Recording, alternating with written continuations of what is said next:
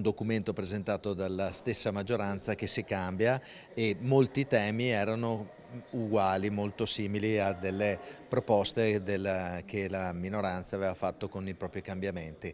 Diciamo un documento che non aveva senso e alla fine dopo vari balletti è stato in modo surreale ritirato. Di figuraccia parla il centrosinistra sul ritiro del maxi emendamento presentato dalla Giunta e poi ritirato. Lo scontro aperto all'interno della maggioranza durante la maratona di 3 giorni per l'approvazione del DEFR, il documento di economia e finanza regionale che delinea le basi e le linee strategiche per quello che sarà il bilancio che sarà votato la prossima settimana. Essendo molti di noi anche alla prima esperienza, qualche piccolo incidente di percorso, qualche piccola incomprensione può starci, visto che è una fase molto importante e abbiamo iniziato la legislatura da pochissimi mesi, quindi si era pensato di presentare un maxi emendamento dalla maggioranza, da alcuna parte della maggioranza, per arricchire il testo, poi naturalmente si è visto che era un po' superfluo, che comunque può essere arricchito anche in un'altra maniera e quindi non è stato presentato e la discussione poi è proseguita in maniera veloce. Dal presidente della prima commissione, esponente leghista, nessuno strappo, nessuno scontro, solo puro e semplice confronto.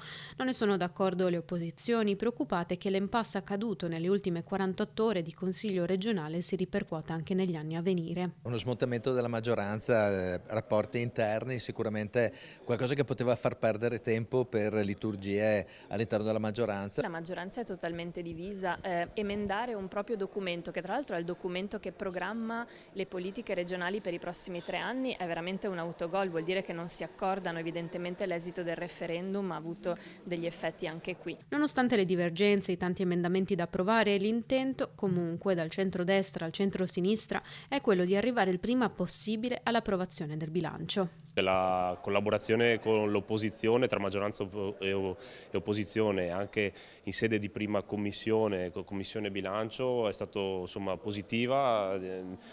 Diciamo che c'è stato un confronto anche acceso a volte, ma sempre in maniera corretta e anche propositivo. L'obiettivo di tutti è quello di approvare prima possibile il bilancio, visto che siamo in un esercizio provvisorio. Ma se da un lato si vuole porre le basi per il lavoro futuro e la programmazione regionale, dall'altro l'opposizione rivendica la debolezza del bilancio che si discuterà tra il 31 marzo e il 2 aprile. Vediamo che è un bilancio in cui avremmo voluto più coraggio e più visione.